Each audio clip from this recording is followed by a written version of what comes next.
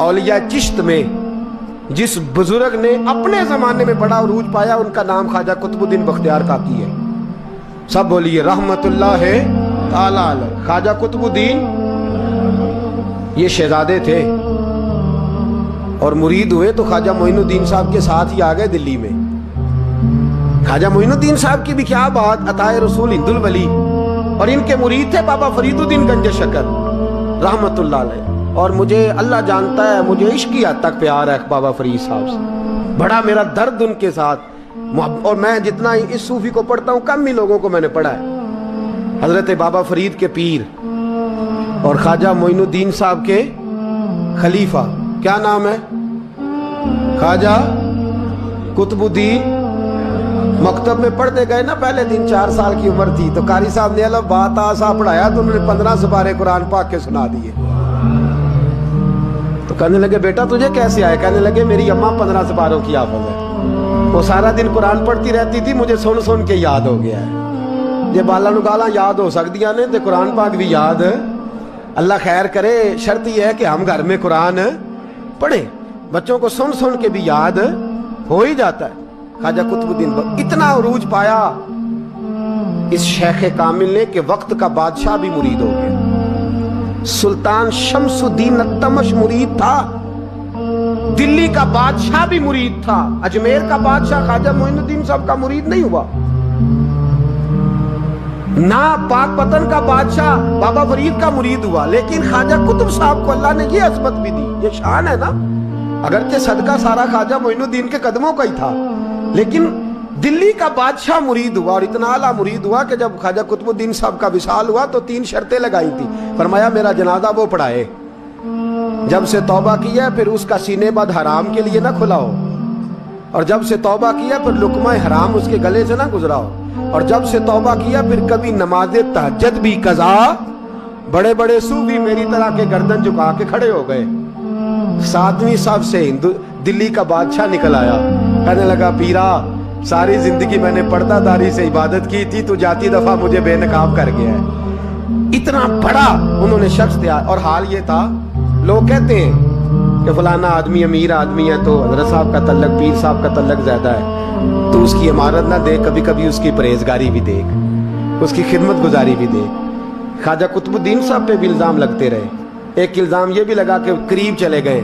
हुआ क्या, जब बादशाह मुरीद हुआ तो कहने लगा हजरत जी मैंने बादशाही नहीं करनी, मैंने अब खानकाह में रहना है। तो फरमाया बेटा तू छोड़ देगा तो कोई जालिम बैठ जाएगा, तो हुजूर फिर क्या हुक्म है? फरमाने लगे तूने करनी है। तो कहा हुजूर आप वो कहाँ होते हैं, मैं कहाँ होता हूँ, दिल ही नहीं लगता। तो आप फरमाने लगे मैं डेरा उठा के तेरे करीब ले आता हूँ। ख्वाजा साहब 1 किलोमीटर के फासले पर डेरा उठा के ले आए। फरमाने लगे मैं तेरी तरबियत करता रहूंगा, तू मखलूक का भला करते रहना सल्लल्लाहु अलैहि। तो हुजूर की उम्मत का अल्लाह अकबर, वो करीब। उस वक्त भी लोगों ने बड़ी बातें की कि देखो जी बादशाह था ना तो पीर साहब भी नेड़े आ गए।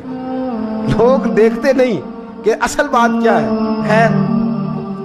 वक्त गुजर गया, बादशाही मुरीद हो गया, तो फिर दिल्ली सारे में इस्लाम, इतना अदल इंसाफ, हिंदुओं को बात पसंद ना आई। उन्होंने कुछ मुसलमान खरीद लिए। सुल्तान शमसुद्दीन तमश बैठा है दरबार में, जाग रहे हैं ना आप लोग, सब कहिए सल्लल्लाहु अलैहि। बड़ी गौर से सुनने वाली बात।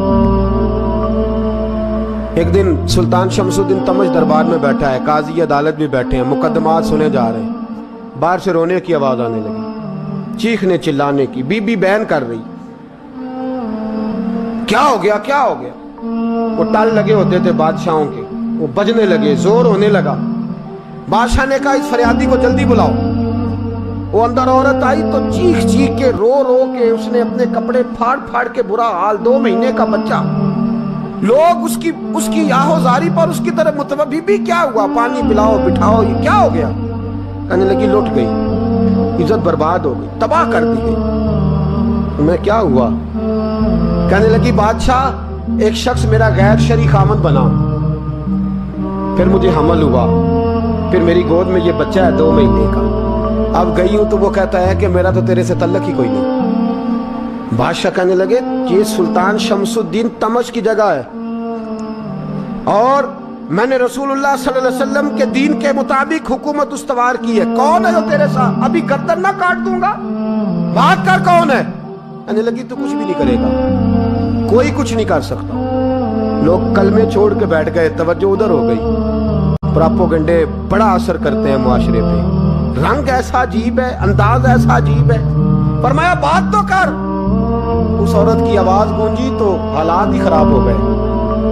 کہنے لگی بادشاہ حوصلہ پیدا کر سننے کا. کہا تو بات کر. کہنے لگی میرے گود میں جو بچہ ہے یہ قطب الدین بختیار کاکی کا ہے, یہ تیرے پیر کی ناجائز اولاد ہے. اٹھاؤ, پروفیسر سلیم چشتی نے پی ایچ ڈی کی ہے, وہ لکھ رہے ہیں اس واقعے. تیرے پیر کا ناجائز بچہ ہے. ہاتھ کانپنے لگے بادشاہ کے. کہنے لگے یا اللہ کبھی تو قیامت برپا کر دے تو معاملہ ٹھیک ہو جائے, میں تیری زبان کھینچ دوں گا تیری گر. تو نے بات کیسے کی؟ کہنے لگی میں نے کہا تھا نا تیرے اندر حوصلہ نہیں, میری عزت تار تار ہو گئی اور تو پیر بچا رہا ہے. اللہ اکبر. سلطان شمس الدین تمش آسمان کی طرف دیکھ کے کہنے لگے مولا مجھ مجرم کو جس کی برکت سے اٹھا کے تو نے مسجد میں پہنچایا, آج مجھے تو نے کس امتحان میں ڈال دیا؟ یہ کیا رنگ تو نے زندگی کا بنایا ہے؟ کہنے لگی بلا اسے, اڑا اب گردن. اللہ اکبر. خواجہ قطب الدین بختیار کاکی, ذرا اس جگہ پہ اپنے آپ کو کھڑا کر کے دیکھ میرے دوست. جو شخص دلی کے بازار میں نکلے تو دکانیں بند ہو جائیں, عورتیں گھروں میں گھس جائیں, جس کے نام پر چرچے ہوں دین کے, وہ شخص لاٹھی ٹکاتا ٹکاتا. عرس منانے آسان ہے, ڈھول ڈمکے کر کے گھروں کو جانا آسان ہے, پر ذرا ان کی راہوں کا مسافر تو بان انہوں نے انداز کیا اختیار کیا. حضرت خواجہ قطب الدین بختیار کاکی خبر پھیل گئی. اتنی شہرت پاکیزگی کی نہیں ہوئی تھی جتنی اس جرم کی ہوئی. لاٹھی ٹکاتے ٹکاتے جب پہنچے نا بادشاہ کے دربار میں, بادشاہ اٹھنے لگا, قاضی اٹھنے لگا, لوگ اٹھنے لگے, تو قطب الدین بختیار کاکی کی آنکھوں میں آنسو آئے. مانے لگے بیٹو بیٹھ جاؤ, آج میں پیر بن کے نہیں آیا, میں مجرم بن کے آیا. اور کہا میرے مالک کا انصاف بھی دیکھو, دلی کا پیر آج دلی کی عدالت میں اپنے نہ کردہ جرم کی صفائی دینے آیا ہے. بڑی لاٹھی پہ ٹیک لگائی. دلی کی گلیاں بھی روتی ہیں کہ یہ کیا رنگ, اللہ یہ تیرا کیا رنگ ہے. یہ تے میں گڈی تے ہاتھ ڈور سجن دے, او جنج رکھے اونج رہنا ہے, واجب نہیں جے وچ شریعت, مندہ خسم نو کہنا اے تن میرا کنگھی ہووے. میں زلف سجن دی واواں, پوش میرے دی جتی بن جائے, میں یار دی قدمی آواں. مارو مارو مینوں مار مکاؤ, کوئی یوزر نہ پیش لے آواں, جے سونا ہی میرے دکھ وچ راضی, جے سونا ہی میرے دکھ وچ راضی, تے میں سکھ نو چلے ڈاواں. یار فریدا جے کدی مل پے سونا, یار فریدا جے کدی